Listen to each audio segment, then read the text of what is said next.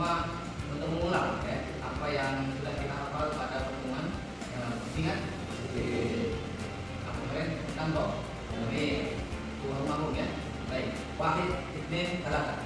Tuhan mahum, dia umahumna, anta umahantum, anti umahumna, ana nahnu.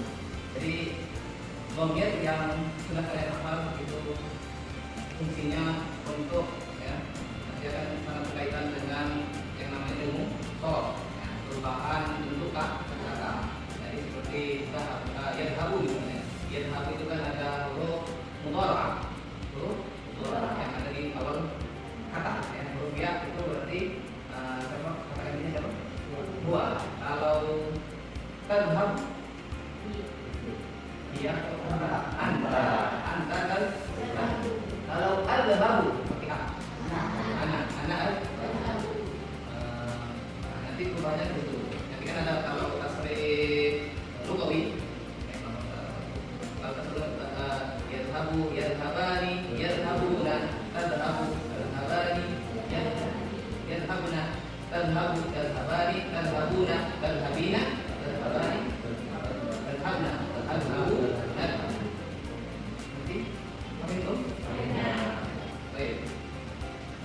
Pada materi hari ini kita akan memasuki sesuai dengan MTS SMK yang sudah Bapak bagikan pada pertemuan lalu. Kita akan memasuki materi tentang kosakata, sapaan dan respon. Ya.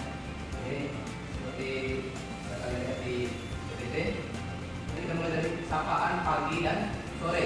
Ya. Jadi dalam bahasa Arab ada sapaan juga. Kalau di Indonesia kan selamat pagi. Biasanya jawabnya selamat pagi. Selamat pagi juga ya. Kalau selamat sore, selamat sore. Ini kalau dalam bahasa Arab di sini apa yang Bapak lakukan ikuti ya. Baik. Sobahul khair. Sobahul khair. Sobahul khair. Sobahul khair. Kita direspon dengan sobahul nur. Sobahul nur. Sobahul nur. Sekarang sore. Masaul khair. Masaul khair. Masaul khair. Masaul khair. Masaul nur. Masaul nur. Masaul nur. Masaul nur. Ini sapaan pagi dan sore. kemudian ada lagi dalam bahasa Arab itu sapaan datang. Jadi ketika ada teman, keluarga, siapapun yang datang, maka orang Arab terbiasa mengucapkan istri kita dengar ahlan wa sahlan. Ahlan wa sahlan. Ahlan wa sahlan. Ahlan wa sahlan. Ahlan wa sahlan. Selamat datang. Selamat datang. Direspon hangat dengan ahlan bika. Ahlan bika. Ahlan bika. Ahlan bika. Ahlan bika. Bika di sini pakai dhamir ka. Ya. Ka. Karena kalau ahlan biki maka berubah juga maknanya. Kalau ka itu untuk pria, kalau yang datang itu pria, ahlan bika. Kalau orangnya banyak, ahlan bikum. Nah, bikum. Kalau perempuan satu, ahlan biki. Ya. Kemudian menanyakan kabar, dan menanyakan kabar. Di sini ya melaporkan kaifa halu. Kaifa halu. Kaifa haluka. Kaifa haluki. Haluka untuk haluki untuk artinya bagaimana kabarmu? Responnya bagaimana? Ada di belakangnya. Bikhair walhamdu. Bikhair walhamdulillah. Baik, kita lanjutkan materi kita tentang bagian yang ketiga, yaitu jumlah ismiyah dan jumlah fi'liyah. Apa tadi jumlah ismiyah dan jumlah fi'liyah? Tarik. Jumlah ismiyah. Jumlah itu susunan ismiyah isim. Jadi jumlah ismiyah itu artinya susunan isim, artinya isim dengan isim. Karena ada jumlah fi'liyah. Kalau fi'liyah itu terdiri dari fi'il dan isim.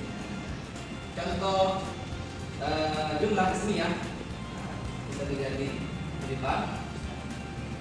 Contoh apa? Saya beri contoh yang susunan isim. Ustadun. Ma makna ustadun jamil? Kemudian indah. Masya Allah. Di dalam bahasa Arab itu jumlah ismiyah dinamakan jumlah mubtada dan khabar. Misalnya di sini at-thalibu nasyibun, aqalibu nasyibun. Dalam bahasa Arab itu yang harus kita perhatikan juga adalah lahjah, atau intonasi. Jadi jangan sampai saat kita berbicara intonasi kita intonasi dusun, ya. Misalnya saya tidak tahu, misalkan ya, saya tidak tahu apa saya. La adri. Ana la adri. Intonasi yang harus kita sampaikan ana la adri. Jangan ana la adri. Nah, itu kan biasanya masih ke bawah dengan logat dusun ya atau desa ya. Dari apa yang telah kita sampaikan tadi, khulasan ya, ringkasan apa yang telah kita tadi, kita mengenal jumlah ismiyah dan fi'liyah. Kemudian dari sebelumnya lagi tentang sapaan ya, bahwa saya coba menurut, kemudian lagi masalah kaya, masalah menurut, ahlan, masalah ahlan, tiga dan ahlan. Ini bapak ini sampaikan pula di mata kuliah ini, bahwasanya mata kuliah Mahariful Kalam bukan hanya tentang bagaimana kita memahami teori-teori pemikiran atau sekedar berdebat. Ya, memang kadang bahasa Arab ada beberapa debat Arab, ada debat Arab dan lain sebagainya ya, tentang bahasa Arab. Tapi lebih dari itu, mata kuliah ini adalah ruang bagi kita untuk melatih cara berpikir yang kritis, ya, terbuka dan menghargai pendapat orang. Dalam proses belajar ini juga Bapak sengaja menyisipkan nilai-nilai moderasi beragama. Apa maksudnya? Sederhananya kita belajar untuk menjadi pribadi yang bijak di tengah perbedaan. Kita belajar bahwa menjadi religius tidak harus membuat kita takut atau tertutup, melainkan justru semakin terbuka dan ramah terhadap sesama. Bapak ingin kita semua belajar untuk saling menghargai cara pandang yang berbeda tanpa kehilangan jati diri kita sendiri. Harapan Bapak melalui modul ini, teman-teman mahasiswa tidak hanya jadi ahli di bidang masalah ataupun Al-Quran, tapi juga menjadi pribadi yang damai dan toleran. Karena kita kalau sudah selesai dari